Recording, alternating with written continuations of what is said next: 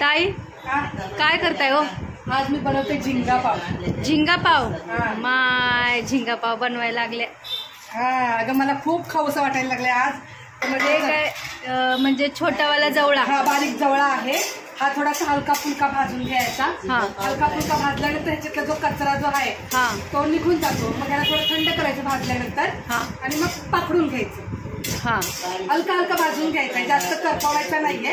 पटापट पटापट भाजायचं जेणेकरून याचा थोडासा वास असा आला पाहिजे आपल्याला. आता मग थोडा हलका वास यायला लागलाय. गॅस फास्ट आहे.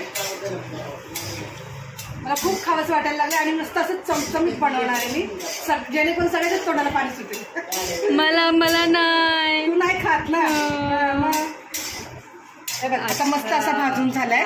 आता मी हा झिंगा प्लेटमध्ये काढून ठेवणार आणि थंड करायला ठेवणार. प्लेटमध्ये काढून ठेवलाय, थंड होऊ द्यायचं. थंड झालं ना मग ह्याला पाकडून घ्यायचं. हे जे असा कचरा जो निघतो त्याचे पाय, पाय हे जे काय असतं ते सगळं निघतं आणि मग आपण स्वच्छ पाण्याने धुवून घ्यायचं. आता मी काय करते, थोड्या मिरच्या घेतल्यात. आई बोलली की जास्त तिखट नको करून.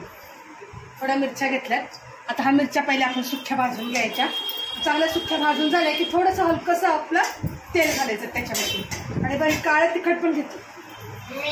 आणि ज्याच्याकडे काळं तिखट नाही ना त्यांनी काय करायचं, गरम मसाला आणि लाल मिरची पावडर हे मिक्स करायचं आणि ते घालायचं. आपल्याकडे कसं काळं तिखट बनवतं गावाकडचा घाटी मसाला, सगळा गरम मसाला असतो त्याच्यामध्ये. अच्छा. आणि एकदम भारी लागतं. आता तू तर म्हणजे हिरवी मिरची पण टाकायची आणि काळा मसाला पण टाकायचा. अच्छा. काळं तिखट नसेल तर ती करायची, ती आयडिया करायची. बहुतेक लोकांना माहित नाही जवळ्याची चटणी कशी बनवतात, बारीक झिंग्याची चटणी कशी बनवतात.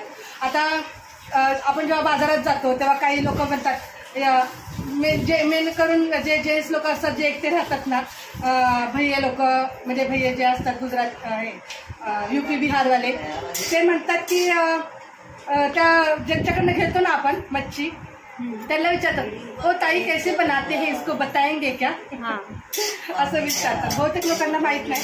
तर मी एकदा म्हणलं भाई साहब कैसे बनाते हो, अभी कैसे बनाएंगे, तो बोले यूट्यूब चैनल पे देख के हम लोग बनाते हैं, लेकिन टेस्ट बनता नहीं है, लेकिन हम लोग बना देते हैं. तर मिरची हलकी हलकी भाजून झाली आहे. गॅस कमी करते आणि थोडंसं हलकंसं आपलं त्याच्यात तेल घालायचं. चालत आलं. हलका हलका असा मस्त भाजून घ्यायचं. त्याला सांभाळून भाजायच्या, नाही तर मिरच्या फुटतात आणि तोंडावर बिया उडतात, तोंडावर येतात. आता या मिरच्या भाजून झाल्यात, मी काढून घेते. आता काय ह्याला धुता का? आता मी पाकडून घेतलंय वेगळीकडे, कचरा किचनवर झाला असता म्हणून वेगळीकडे पाकडून घेतलं. आता पाणी पातेला घेतलेलं आहे मी. हे बघ, तरी पण हे असं निघून जातं, अशी घाण निघालेली पाहिजे. आता पातेल्यात पाणी ठेवून आहे ना 5 मिनिटं मी हे भिजत ठेवणार आहे. हे भिजतंय तोपर्यंत मिरची, लसूण आणि कोथिंबीर ह्याच्यामध्ये मीठ घालून याचा खरडा तयार करू तोपर्यंत. आणि हे कांदा टमाटर आपण फ्राय करायला घालूया, तो खरडा तयार होतोय आपला. आता काय तेल टाकता कढईत? हो, तेलाची कॅटली मला दे. घालूया आपण तेल. किती पळी तेल? आता कसं तेल मी पळीचा अंदाज सांगू शकत नाही, कारण मला थोडं चमचमीत करायचंय. तर सध्या मी आता 3 चम्मच तेल घालतो. गॅस फास्ट करते आणि याच्यामध्ये घालूया आपण कांदा.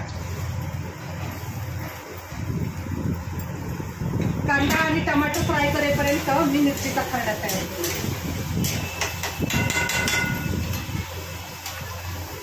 कांदा चांगला लाल झालेला आहे मस्त. आता ह्याच्यामध्ये आपण टमाटर घालतो आणि बघा मी मिरचीचा खरडा तयार केलेला आहे. तो पण टाकायचा? तो आता नाही टाकायचा, कारण माणसीला तिखट जमत नाही, म्हणून तुला थोडंसं मिठाचं काढायचं आहे. ते मिठाचं काढल्यानंतर मग आपण तिखट घालूया. कांदा टमाटर मस्त फ्राय होत आहे.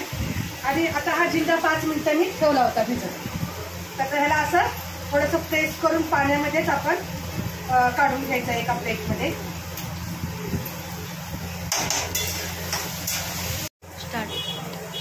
पाण्यातून काढून असा आपण हळूच प्रेस करून घ्यायचा, म्हणजे तो सुक्का झाला पाहिजे.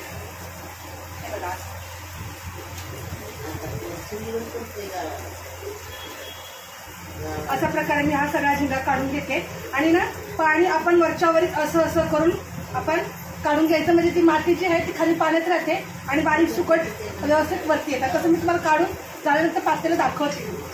जसं की मटकीची आपण राळ काढतो मटकी भिजत टाकल्यावर, गावच्या मटकीमध्ये थोडं असते खडे वगैरे, तर तसे हे करून काढतात राळून. दाखवते पाहिजे तर कसं काढायचं ते. एक मिनिट बाजूला ठेवते.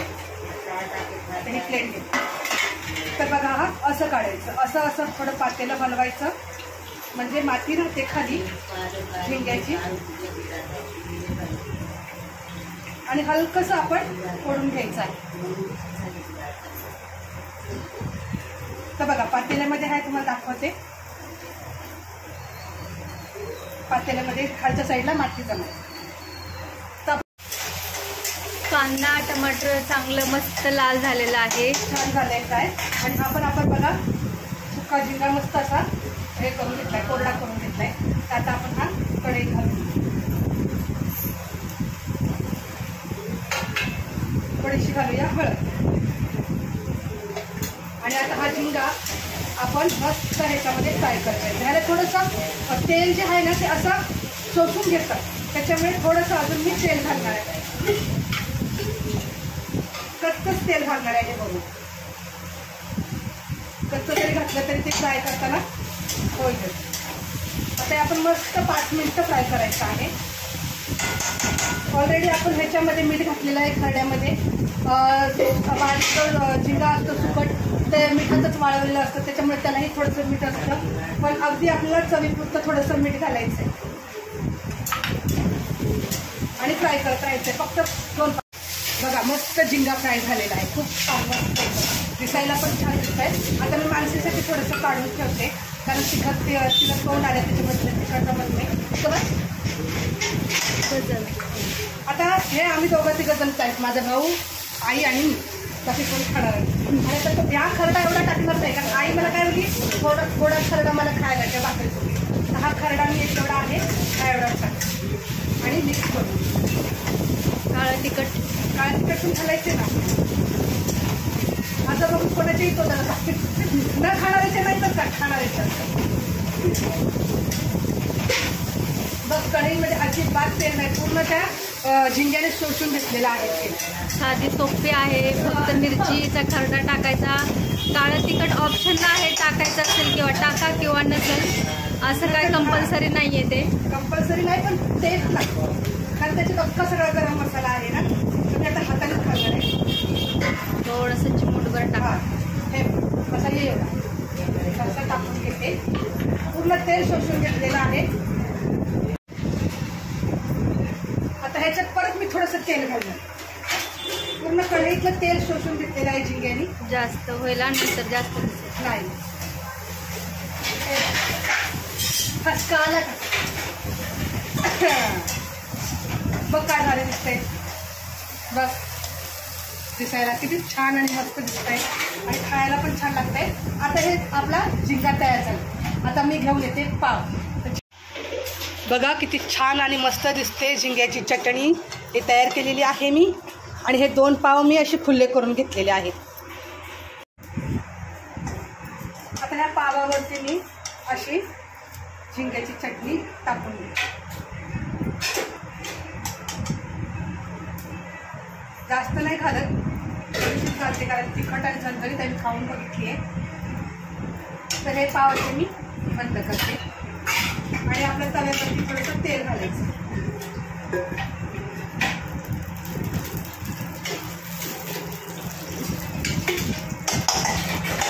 तेल घालून थोडं पसरवून घेते, म्हणजे दोन्ही पाव बसतील एकदम. साध्या सोप्या पद्धतीने आहे, खायला खूप चांगलं लागतं. कारण जेव्हा मालवणी मेळा भरतो तेव्हा त्या जत्रेमध्ये झिंगा पाव खायला आवर्जून मिळतो. पण म्हटलं चला आपण घरी पण ट्राय करून बघूया. कारण आपलं कसं असतं, एखादी वस्तू खाऊन बघितली तर आपल्याला माहीत पडतं की हा बाबा त्याच्यामध्ये काय काय घातलेलं आहे. मस्त असं ह्याला कडक करून घ्यायचं आहे पण. आता बघा दोन्ही साईड एका साईड मस्त असं प्रेस करून केलेलं आहे. आणि आता पलटी करते. कडक करायचं. हा कडक केल्यानंतर ते खाण्यात गरम गरम ती मजा आहे ना ते कशातच नाही. कारण मी खाल्लेलं आहे, खाऊन बघितलेलं आहे, त्याच्यामुळे म्हटलं चला आपण आपल्या परिवारासोबत ही गोष्ट शेअर करूया. मस्त असं आपण प्रेस करून किती छान मस्त झालेलं आहे. पाहू शकता तुम्ही. मी प्लेटमध्ये काढून घेते. त्याच्यासोबत काही नाही खायचं, हे असंच गरम गरम खायचं आपल्याला. असा हा आपला झिंगा पाव तयार झालेला आहे. तर बघा, तुम्ही बघू शकता. बघा, तुम्हाला दाखवते. बघा, मस्त झालेला आहे तयार. तर रामकृष्ण हरी माऊली.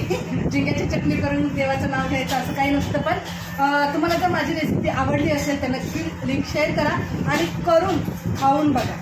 बाय.